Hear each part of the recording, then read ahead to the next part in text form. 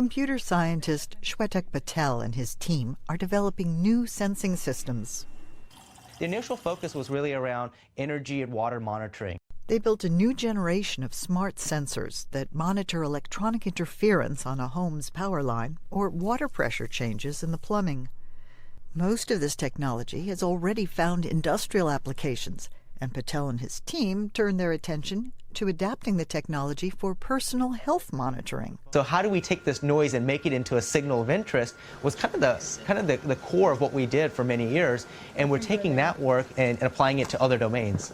They're looking to take advantage of all the functionality built into our smartphones. With the user's permission, this app can use the microphone built into most smartphones to listen to background noises, such as coughing, searching for patterns that suggest a trip to the doctor might be in order. We construct these models that try and understand how sound works, what its patterns are, and we give it a whole bunch of examples of different kinds of audio, things like people talking, things like people laughing, sneezing, and of course coughing. This app uses a phone's camera to check hemoglobin levels in blood by analyzing the color of capillary fluids through the skin. Generally, what happens is if you're anemic, your blood's going to be a little less red. And we take advantage of that by putting your finger over a camera of a phone. The camera of the phone can actually see the coloration of the blood. And this test uses the camera to help parents worried about jaundice in newborn infants. Now, jaundice is something that doctors who have seen tons of babies can just kind of figure out on a very basic level of, is this baby, do they need to get treatment, or are they in a good condition? Whereas a first-time parent has no idea necessarily what jaundice might look like. The researchers say the built-in sensors found in smartphones are already commonplace, but their applications and their implications for our health and well-being may be more far-reaching than we ever imagined.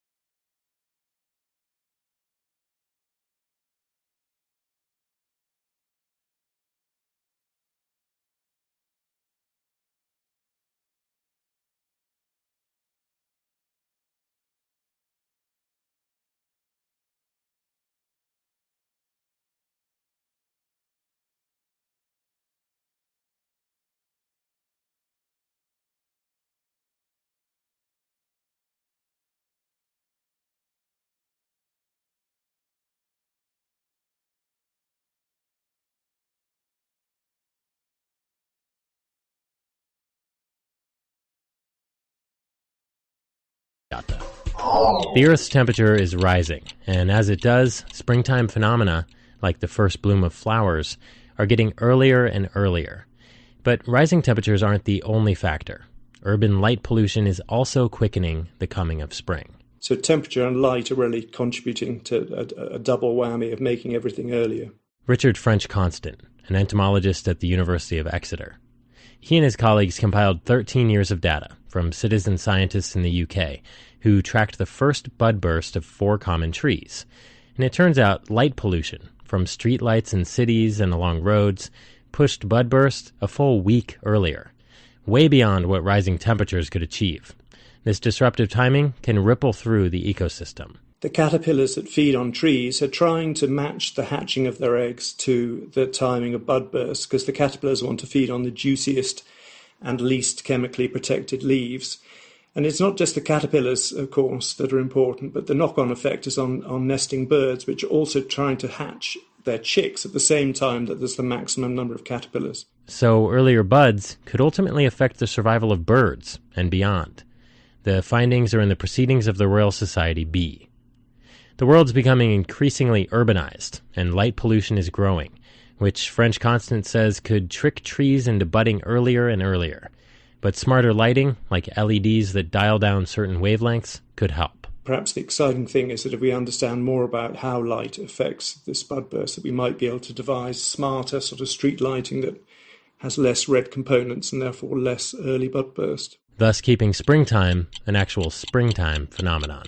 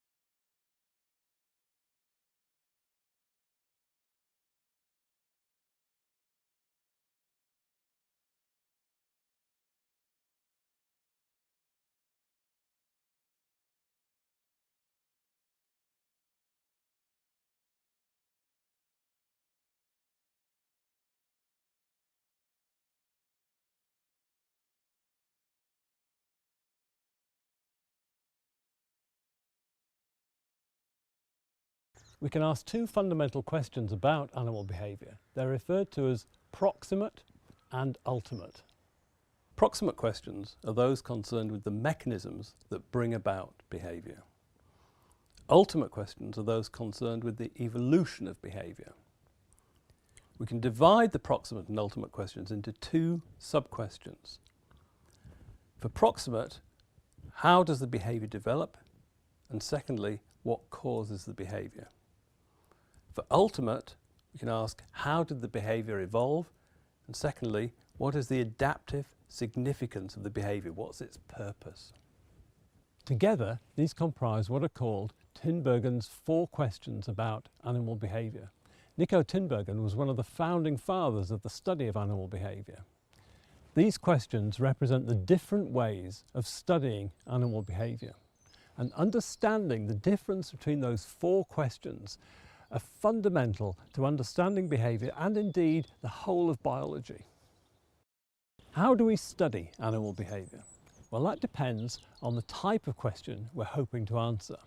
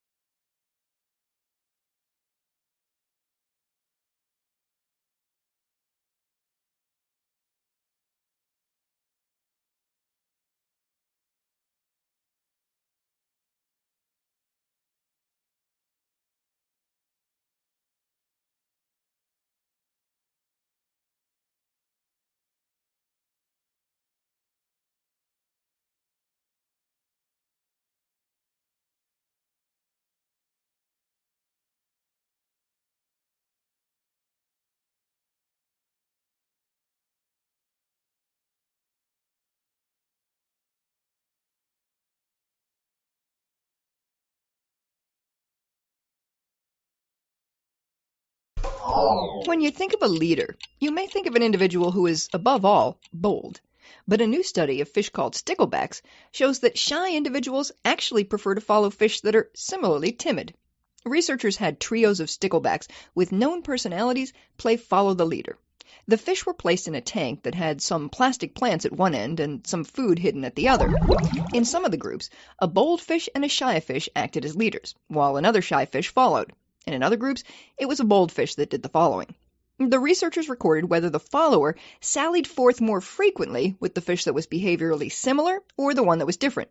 What they found is that shy fish were more likely to emerge from under cover when an equally wary fellow was already out there.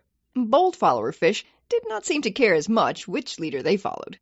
Of course, no matter which fish a stickleback chose to stick with, the bold fish did lead more joint expeditions over the course of the experiment than their more retiring friends. That's because the bold fish initiated more trips, regardless of who might be tailing them. The findings are in the journal Biology Letters. The researchers write that when offered a choice of leaders, sticklebacks prefer to follow individuals whose personality matches their own. But bolder individuals may, nevertheless, be able to impose their leadership, even among shy followers, simply through greater effort. We may soon see if such tendencies also hold true in humans when Americans decide who they'll follow in November, unless, of course, something fishy happens.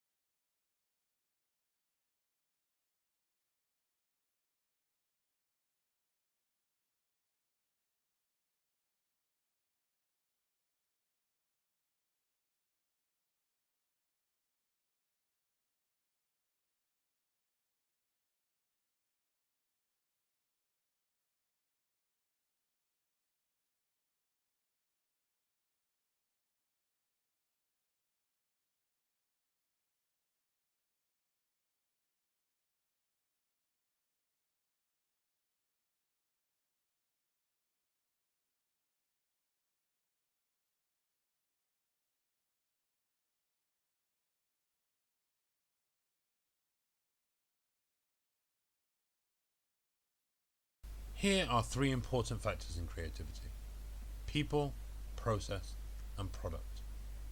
The most important one is the process. First, you have to create the right person through education with a creative mind. Second, you have to create the right process to have people engaged in the innovation process. Third, you need to find the right problem to work on. Human beings can survive and prosper largely depending on the creativity they have. If you identify and assess the creativity of a finished product, it is taken as a proxy for the creativity of the person who produced such a product. Therefore, a creative product should be surprising, original, beautiful, and useful. People should have factors necessary for genius, ability, and the right mindset. You should improve to imitate and change insight, look from new perspectives. Innovately create something with imagination to expand the conceptual spaces.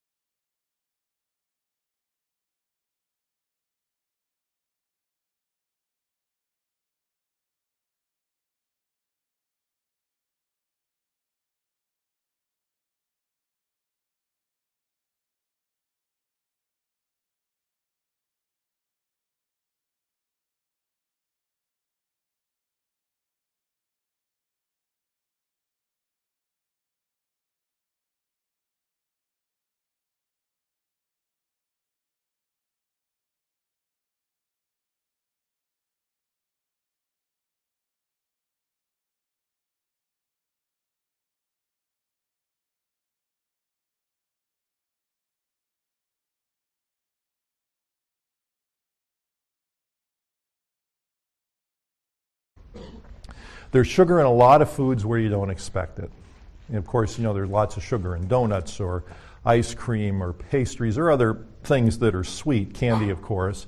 But there are other places where you see it and you don't necessarily expect it. So as an example, peanut butter. Here's a list of ingredients from Skippy peanut butter, and you see that sugar is the second most common ingredient. Excuse me, you may know from reading food labels that these ingredients in any food label are listed in order of how much there is in the food itself. So sugar comes right after peanuts. Here's another example, beef stew. You wouldn't necessarily expect to find sugar in beef stew, but it's there. Now it's down the list of ingredients. It's actually toward the end. But if you look at the marketing of this and look at the can, it says there's fresh potatoes and carrots, but actually there's more sugar in this than there is carrots. And so you wouldn't eat something like beef stew and expect to find this to be the case.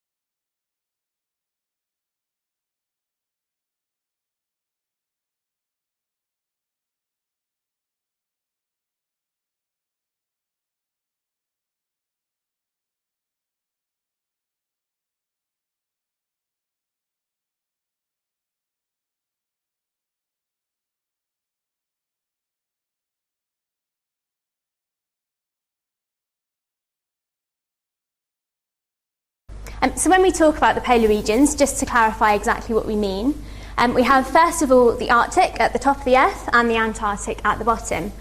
So the Arctic was named after the Greek word for bear. Now surprisingly it's not after the polar bears that live in the Arctic, but it's after the Little and Great Bear constellations that can be seen in the sky.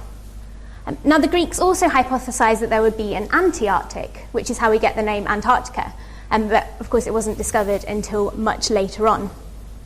Now these regions are opposite in many ways other than just their names and their location on the globe. So if we look at the Arctic first of all, the Arctic is actually ocean surrounded by land. So we can see here, this is the UK down here, and this is kind of Russia, and then America and Canada around here. So there is a bit of land covered in ice in the Arctic, which is Greenland here. But mostly all this area here, surprisingly a lot of people don't realise that this isn't actually land. The North Pole isn't on land, it's just one big ocean.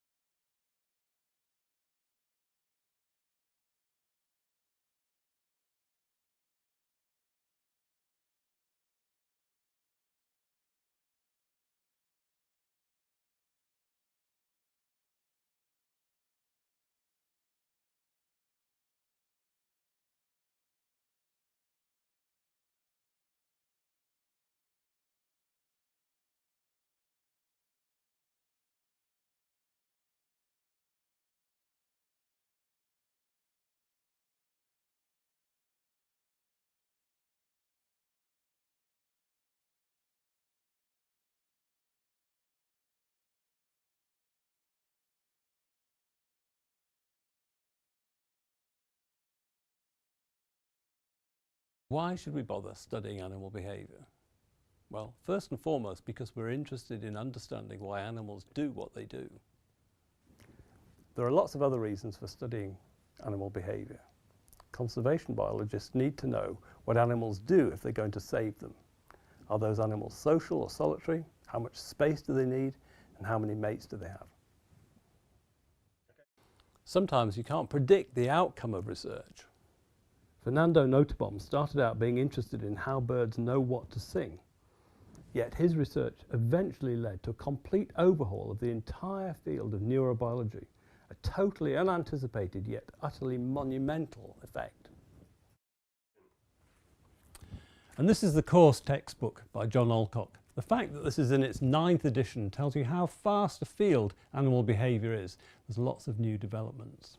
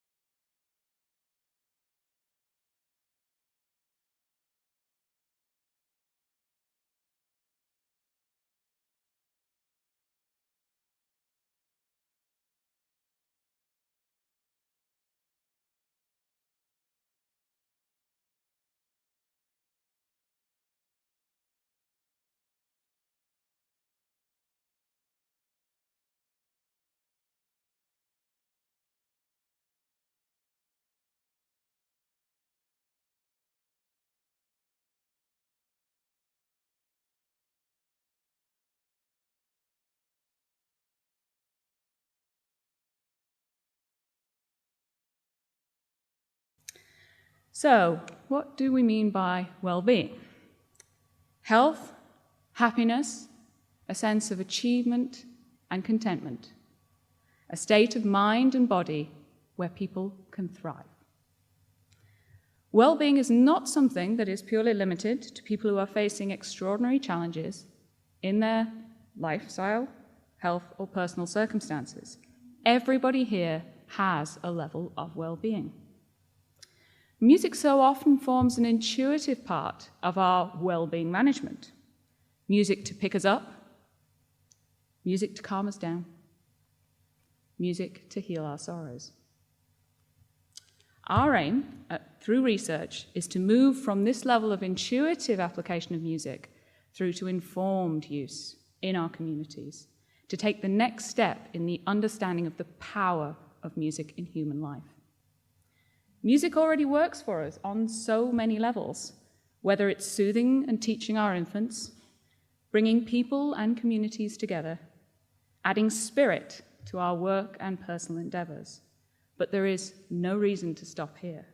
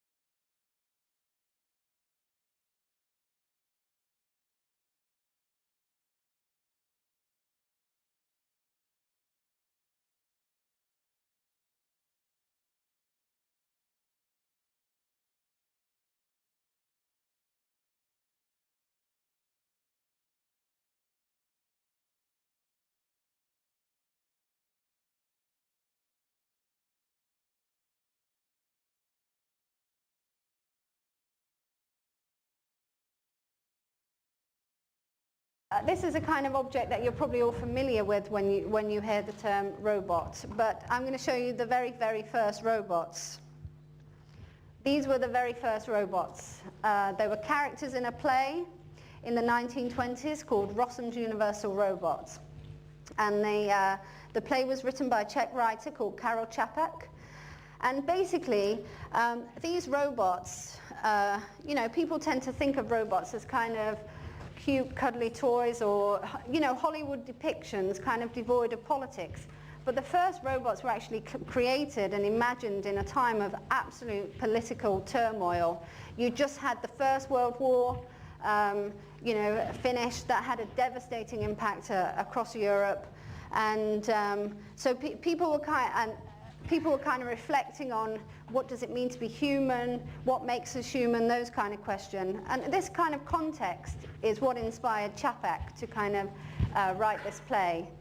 And interestingly, these robots being human, they are actually in the play assembled on a production line, a bit like the Ford manufacturing production line.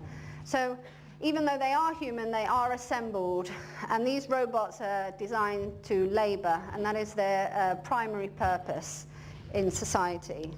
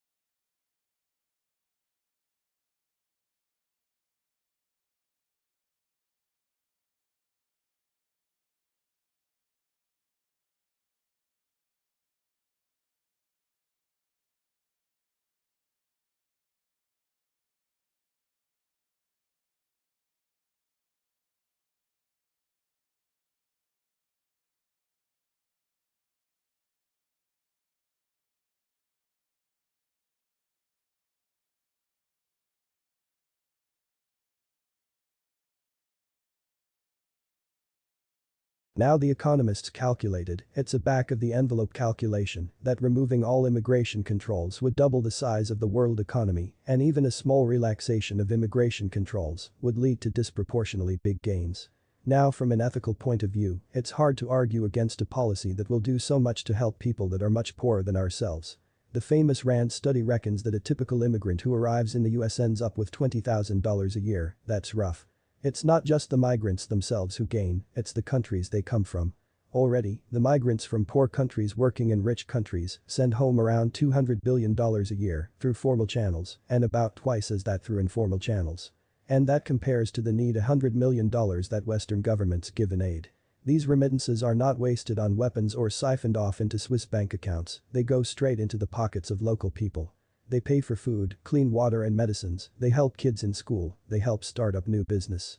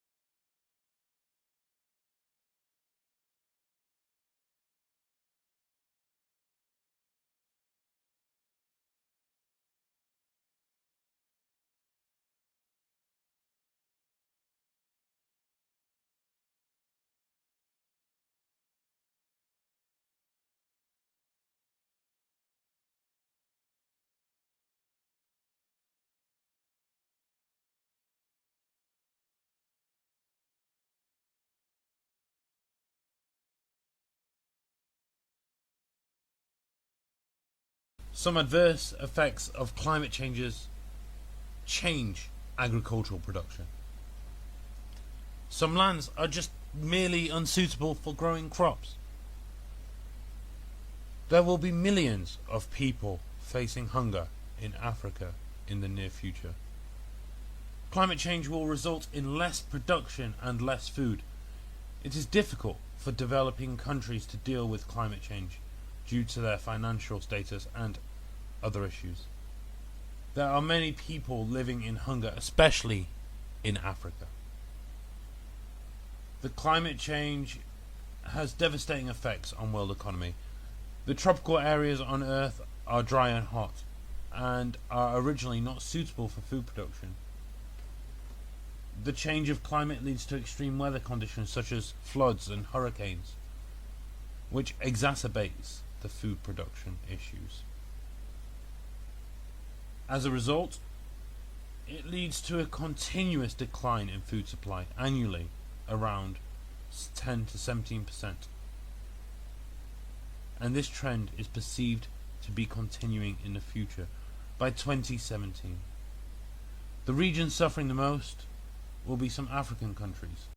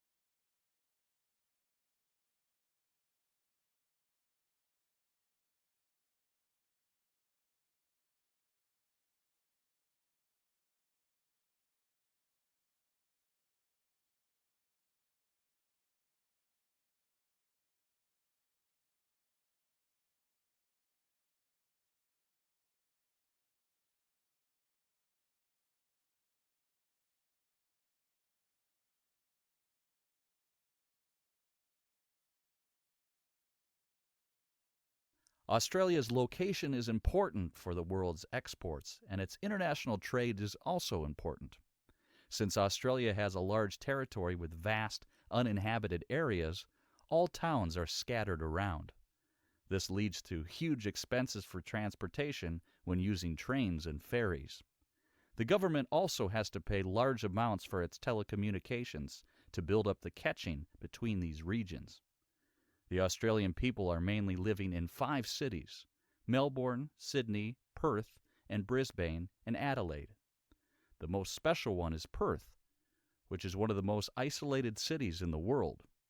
However, this does not affect its state to be one of the largest cities in Australia. Most large companies, like the 2 leading companies, Telstra and Qantas, they are both based in Perth.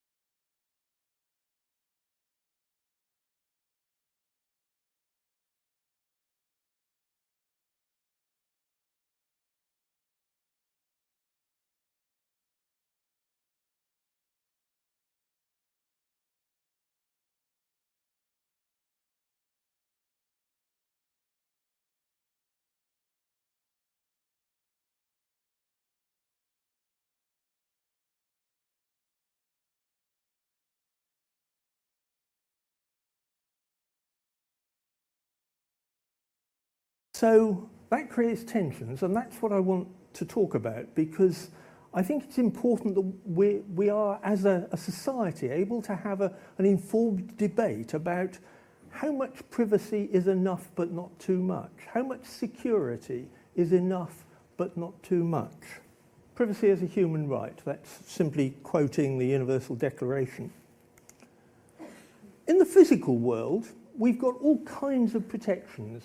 This is evidence that we care about our privacy. We've got doors, we've got obscured glass, we've got locks, we wear clothes, we put up shutters. And technology continues to erode the privacy that exists in the real world, in the three spatial dimensions.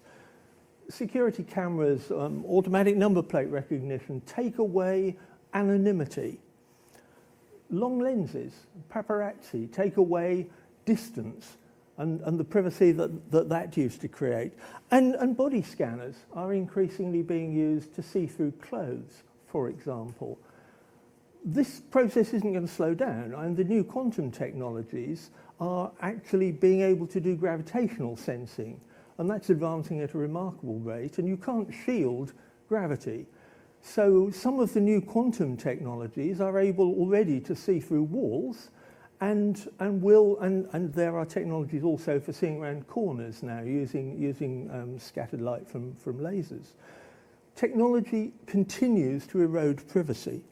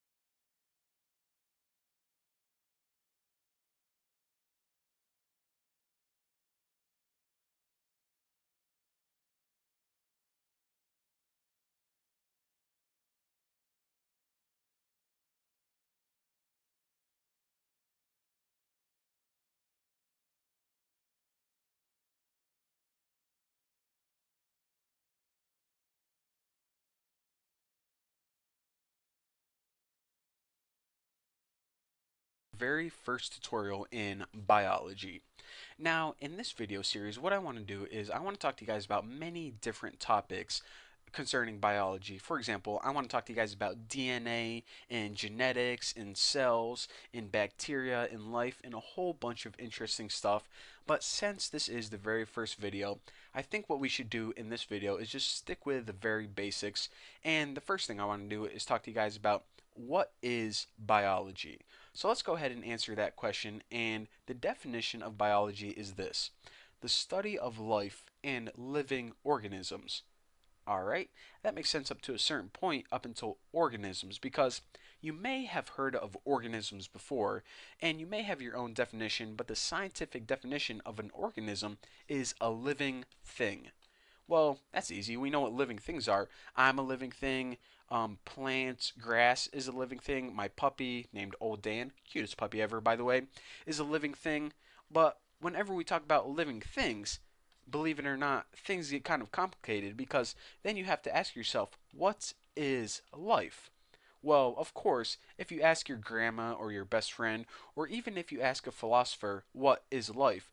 Everyone is going to give you kind of a different definition of their outlook on life. However, whenever scientists and biologists were first deciding, you know what is life? That's the problem that they had. Everyone had their own separate definition of life itself. So what they needed to do before biology was even invented, which is of course the study of life, is scientists needed to agree on the definition of life.